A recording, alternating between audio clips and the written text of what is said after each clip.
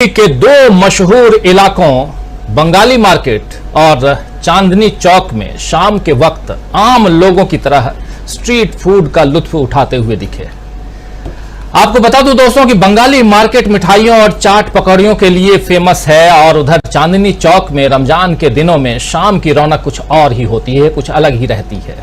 Bengali market में राहुल गांधी ने आलू टिक्की और पानी पूरी का मजा लिया तो चांदनी चौक में वे तरबूज खाते हुए दिखे। इस पर आप देख भी रहे हैं पिक्चर में, और इस पर कांग्रेस ने ट्वीट किया। कांग्रेस ने ट्वीट करते हुए लिखा कि मोहब्बत की शरबत। दरअसल आप इस जो फोटो को देख रहे हैं इसमें थोड़ा सा अगर फुल स्क्रीन लेके आइए वो मोहब्बत की, ये पीछे अगर देखेंगे आप राहुल गांधी और पीछे यानी कि ये दुकान है मोहब्बत की शरबत। खैर ये देख रहे हैं आप ऊपर मोहब्बत की शरबत। दरअसल इस ट्वीट में जो तस्वीरें लगी हुई हैं जिसको आप देख रहे हैं अभी, जिसकी चर्चा हम कर रहे हैं, उस तस्वीर में पीछे एक पोस्टर में यही लिखा हुआ है मोहब्बत की शरबत, जिसको अभी हम दिखा रहे थे, और सामने राहुल गांधी के हाथ में तरबूज की फाक है। आसपास लोग खड़े हैं, लोग खुश हैं और कि एक बड़ा नेता उनके बीच आया हुआ है। दरअसल भारत जोड़ो यात्रा के बाद से राहुल गांधी का राजनीतिक कद वाकई इतना बढ़ गया है कि वे किसी पद पर रहें या न रहें, सांसदी उनकी रहे या न रहे, घर उनके पास रहे या न रहे, लेकिन लोगों के दिलों में उनके लिए बनी जगह साफ दिखाई दे रही है। इन तस्वीरों में राहुल नीली टी शर्ट में दिखाई दे रहे हैं, आप देख लीजिए, नीली टी शर्ट में राहुल गांधी दिखाई दे रहे हैं। भारत जोड़ो यात्रा में अमूमन राहुल गांधी की जो टी शर्ट थी वो सफेद थी और वो सफेद टी शर्ट काफी चर्चा में थी। सफेद रंग आप सब जानते हैं कि सफेद रंग की जगह अब नीली टी शर्ट ने अगर ले ली है तो इसके भी कुछ मायने होंगे। अब सवाल यह उठता है कि क्या राहुल गांधी ने यूं ही नीली टी शर्ट जो है वो पहन ली थी या इसके पीछे कोई वजह है। दरअसल रंगों की राजनीति में इसका भी अलग ही महत्व है। तिरंगे में सफेद रंग शांति, एकता और सच्चाई का प्रतीक है, तो अशोक चक्र का नीला रंग आकाश, महासागर और सार्वभौमिक सत्य को दर्शाता है। वहीं नीला रंग बहुजन समाज का भी प्रतिनिधित्व करता है। आप देखे होंगे बहुजन समाज के लोग नीले रंग को पहनते हैं, टी शर्ट, उनका झंडा, तमाम चीजों को आप देखते होंगे। यानी राहुल गांधी के टी शर्ट के बदले हुए रंग के अब राजनीतिक अर्थ भी तलाशे जाएंगे। वैसे भी जब से कर्नाटक में राहुल गांधी ने जितनी आबादी उतना हक का नारा दिया है उसके बाद से बहुत कुछ बदलता हुआ दिखाई दे रहा है। जितनी आबादी उतना हक, ओबीसी की बात कर रहे थे राहुल गांधी और जातिगत जनगणना की बात कर रहे थे और साथ साथ ये कह रहे थे कि जितनी आबादी उतना हक। सुनिए जरा फिर से, आप लोग सुन चुके हैं पहले लेकिन फिर से सुनना जरूरी है, इस चर्चा को आगे बढ़ाएं। ट्रंप कार्ड की हम बात कर रहे हैं। राहुल गांधी का नया ट्रंप कार्ड क्या है वो तलाशने की कोशिश करेंगे, उसको डिकोड करने की कोशिश करेंगे, लेकिन देखते हैं, सुनते हैं राहुल गांधी जितनी आबादी उतना हक के पीछे क्या कुछ बताना, समझाना, दिखाना चाहते हैं। सुनिए। चलिए आज ओबीसी की बात करते हैं, पूरी करते हैं। सबसे बड़ा सवाल क्या है? अगर हम ओबीसी की बात करते हैं, दलितों की बात करते हैं, हिंदुस्तान के लोगों की बात करते हैं, तो सबसे बड़ा सवाल क्या है? सबसे बड़ा सवाल यह है कि किसकी कितनी आबादी है। हम जानते हैं कि हिंदुस्तान की सरकार में सेक्रेटरीज अगर आप देखें तो दलित, आदिवासी और ओबीसी वर्ग से सिर्फ 7% आते हैं। मतलब हिंदुस्तान की सरकार को, हिंदुस्तान की सरकार की रीढ़ की हड्डी जो है secretaries of government of India, उसमें से सिर्फ 7% दलित, आदिवासी और ओबीसी वर्ग से आते हैं। तो सबसे बड़ा सवाल है हिंदुस्तान में ओबीसी कितने हैं, आदिवासी कितने हैं, दलित कितने हैं। तो अगर हम धन बांटने की बात करें, अगर हम सत्ता बांटने की बात करें, तो पहला कदम ये होना चाहिए कि भैया किसकी कितनी आबादी है। यूपीए ने, कांग्रेस पार्टी ने 2011 में कास्ट बेस्ड सेंसस किया। पूरे देश की जातियों का डेटा उस सेंसस में है। मोदी जी आप ओबीसी की बात करते हैं, उस डेटा को आप पब्लिक कर दीजिए, पता लग जाए देश में कितने ओबीसी हैं, कितने दलित हैं, कितने आदिवासी हैं। अगर सबको भागीदार बनाना है, सबको इस देश की प्रगति में शामिल करना है, तो यह तो मालूम होना चाहिए कि कौन कितने हैं। तो मोदी जी कास्ट सेंसस का डेटा आप रिलीज कीजिए, देश की जनता को पता लग जाए देश में ओबीसी कितने हैं, दलित कितने हैं, आदिवासी कितने हैं। और अगर आप ये काम नहीं करेंगे तो ये ओबीसी पर अपमान है। आपने ओबीसी की बात की, देश को दिखा दीजिए देश में कितने ओबीसी हैं, और फिर देश को समझाइए कि आपकी सरकार में सिर्फ 7% सेक्रेटरीज ओबीसी, दलित और आदिवासी में से क्यों आते हैं। दूसरी बात, जो एससी और एसटी का कोटा है उसको उनकी आबादी से प्रोपोर्शन कर दीजिए। और तीसरी बात, जो रिजर्वेशंस पे आपने 50% का कैप लगा रखा उसका दीजिए। फिर बात करते हैं ओबीसी का अपमान कौन करता है। तो यहां सीधा चैलेंज करते हुए राहुल गांधी कि ये आप कर दीजिए, फिर बात करते हैं कि ओबीसी का अपमान आखिर कौन करता है। दरअसल बीजेपी घबरा गई है कि किस तरह इस दांव का जवाब वो देगी। भारत के राजनीतिक इतिहास में थोड़ा पीछे अगर जाएं तो राम मनोहर लोहिया जी को आप सब जानते ही होंगे। जी हां, मैं उन्हीं की बात कर रहा हूं, राम मनोहर लोहिया। राम मनोहर लोहिया ने पिछड़ा पावे 100 में 60, पिछड़ा पावे 100 में 60 इसका नारा दिया था।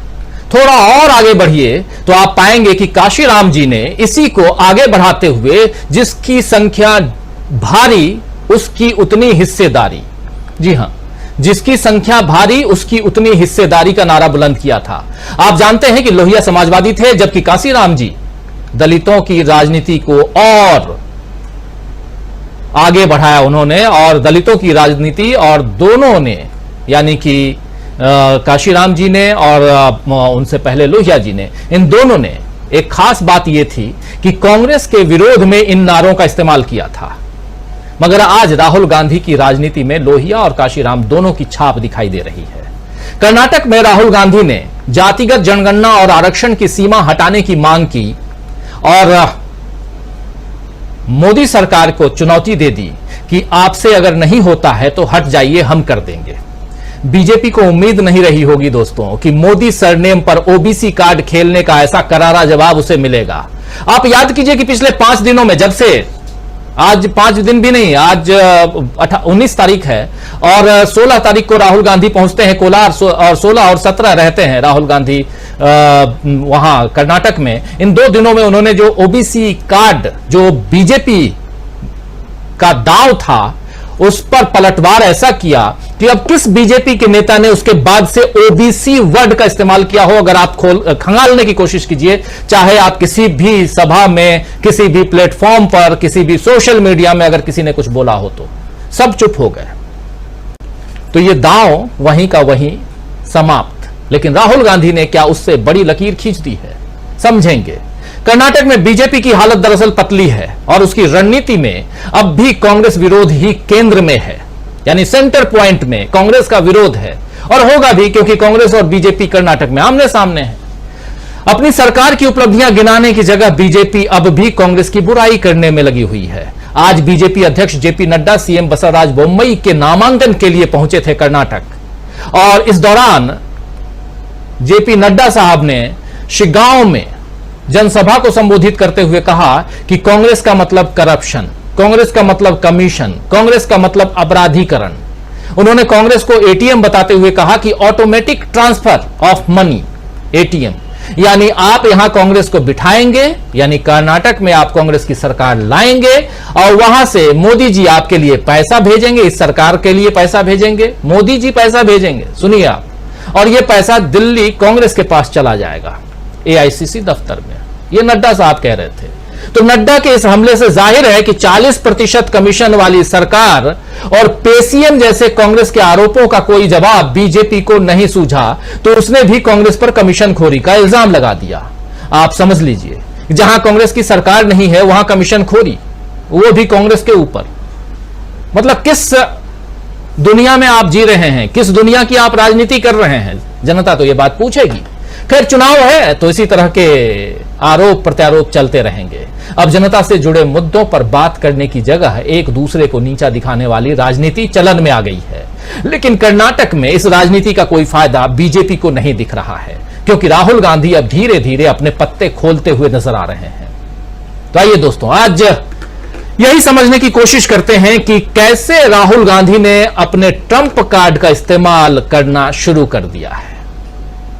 चर्चा की शुरुआत करें। हमारे साथ कुछ वरिष्ठ साथी जुड़े हुए हैं, उन सबसे आपका परिचय करवाऊं और आगे बढ़ते हैं। हमारे साथ देखिए इस वक्त 5 वरिष्ठ साथी जुड़े हुए हैं। प्रोफेसर अखिल स्वामी जी हमारे साथ जुड़े हुए हैं। स्वामी जी, आपका स्वागत करता हूं इस कार्यक्रम में। हमारे साथ वरिष्ठ पत्रकार संजय कुमार सिंह जी जुड़े हुए हैं। संजय जी, आपका स्वागत है इस कार्यक्रम में। हमारे साथ उधर छत्तीसगढ़ से जुड़े हुए हैं डॉक्टर दीपक पाचपोर जी। दीपक जी, आपका स्वागत है। इधर स्टूडियो में हमारे साथ ही वरिष्ठ पत्रकार प्रशांत टंडन जी जुड़े हुए हैं। प्रशांत जी, आपका स्वागत करता हूं। और साथ में इसी दिल्ली से, ग्रेटर नोएडा से हमारे साथी अमलेंदु उपाध्याय जी हमारे साथ जुड़े हुए हैं। अमलेंदु जी, आपका भी स्वागत है। स्वागत करता हूं, इस्तकबाल करता हूं आप तमाम दोस्त साथी शुभचिंतक आप सबका, जो अब तक जुड़ चुके हैं, जो जुड़ने वाले हैं, आप सबका।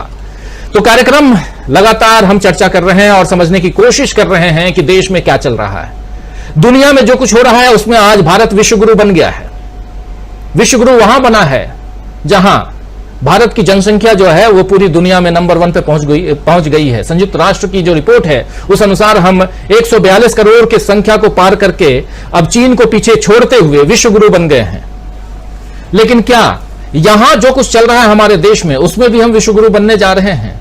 जिस विश्वगुरु की बात को बीजेपी या आरएसएस के लोग करते रहे हैं उस दिशा में हम आगे बढ़ रहे हैं, या हमारा लक्ष्य वही था कि जनसंख्या में हम आगे बढ़ जाएं? और जनसंख्या में अगर हम आगे बढ़ रहे हैं तो फिर जातिगत जनगणना की बात क्यों नहीं? और अगर जातिगत जनगणना पहले कांग्रेस करवा चुकी है तो उसको सामने क्यों नहीं लाए? यही बात तो अभी राहुल गांधी कर रहे थे। क्या राहुल गांधी ने ऐसा ट्रंप कार्ड चल दिया है जिसकी काट अब बीजेपी के पास नहीं है? और क्या राहुल गांधी एक तीर से कई निशाने लगा रहे हैं कि राहुल ने टी शर्ट बदल करके, हाथ में तरबूज लेकर के, मोहब्बत की शरबत वाली दुकान पे पहुंच के यह पैगाम भी दे दिया है कि हम समाजवादियों के साथ भी हैं और हम अंबेडकरवादियों के साथ भी हैं? क्या यही ट्रंप कार्ड है या कुछ और है? समझने की कोशिश करते हैं। आना चाहता हूं प्रोफेसर अखिल स्वामी जी, आपके पास सबसे पहले। देखिए राजीव जी, वास्तविकता में जो राहुल गांधी आज कर रहे हैं, देखिए हमारे मैनेजमेंट में एक शब्द है कि अगर आप कोई भी उद्योग करें, कोई भी बिजनेस करें या कोई भी स्ट्रेटेजी आपकी हो तो उसमें you have to have a differentiator. आपके पास कोई ना कोई ऐसी कला होनी चाहिए जो आपके प्रतिद्वंदियों के पास ना हो। राहुल वास्तविकता में इस स्ट्रेटेजी से चल रहे हैं। राहुल गांधी जिस प्रकार से जनता से अपनी पदयात्रा में मिले और इस बार जैसे दिल्ली में उन्होंने दिखा कि वो दोनों समूहों के बीच में गए और से मिले, ये एक डिफरेंशिएटर है। ये ऐसा डिफरेंशिएटर है जो माननीय मोदी जी कर ही नहीं सकते। दूसरा डिफरेंशिएटर राजीव जी, आप ये देखिए, 2 अप्रोच है मैनेजमेंट की। एक है बी स्ट्रॉन्ग अप्रोच, एक है बी स्ट्रॉन्ग अप्रोच। जो नेता होता है बहुत ज्यादा ऑटोक्रेटिक होता है, डिक्टेटोरियल होता है। जो ऑटोक्रेटिक और डिक्टेटोरियल लीडर होता है उसके साथ समस्या यह होती है कि जब वो कमजोर पड़ता है तो उसके मातहत उसका साथ छोड़ देते हैं और वो कमजोर पड़ता जाता है। जो आज की तारीख में आप देख रहे हैं बीजेपी के साथ हो रहा है, जो कर्नाटका में हो रहा है, राजस्थान में भी होने वाला है और जो महाराष्ट्र में भी हो रहा है। तो वस्तुस्थिति यह है कि जब जो नेता है उसकी पकड़ ढीली पड़ने लगती है तो रिवोल्ट करने लगते हैं लोग। जैसे हिमाचल प्रदेश में हुआ, माननीय मोदी जी की बात को वहां का एक नेता था उसने मानने से इनकार कर दिया। अब ये कल्पना आप कर सकते थे क्या? वो कर्नाटका में हो रही है। रोज अब एक एमएलसी एक बड़े नेता ने छोड़ा है जो कि येदियुरप्पा जी खास हैं। राहुल गांधी जो अप्रोच निभा रहे हैं वो है बी गुड अप्रोच की।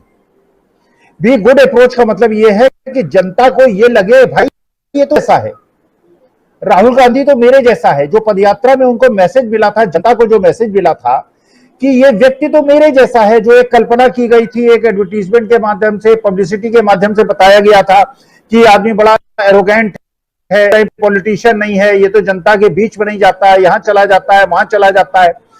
देखिए कई चीजें एक साथ हुई हैं। एक चीज तो ये प्रूव हो गई कि वो एक बहुत ज्यादा पढ़ा लिखा व्यक्ति है।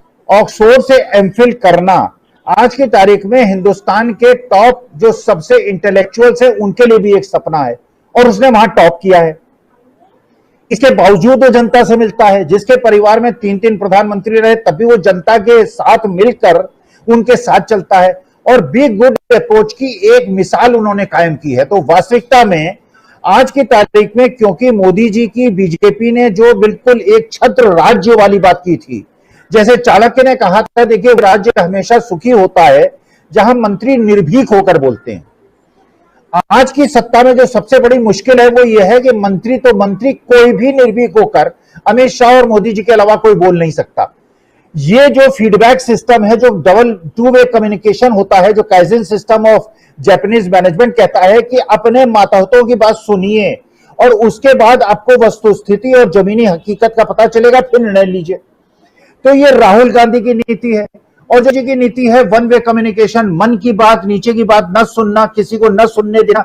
जो इंदिरा जी ने गलती की थी 74-76 में, वही गलती आज मोदी जी कर रहे हैं।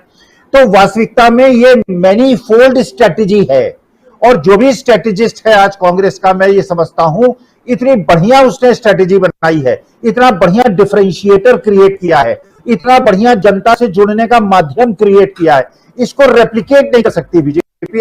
आज के डेमोक्रेटिक स्टाइल ऑफ फंक्शनिंग को डेमोक्रेटिक स्टाइल ऑफ फंक्शनिंग नहीं कर सकती, वरना उनकी पार्टी बिखर जाएगी। तो ये वस्तुस्थिति राजीव जी है। कुछ आप यहां बता रहे हैं, और हम समझने की वही कोशिश कर रहे हैं कि आखिर राहुल गांधी नीली टी शर्ट, सफेद टी शर्ट से नीली टी शर्ट दिल्ली के बाजारों में घूम रहे हैं, और शाम का वक्त, रमजान का महीना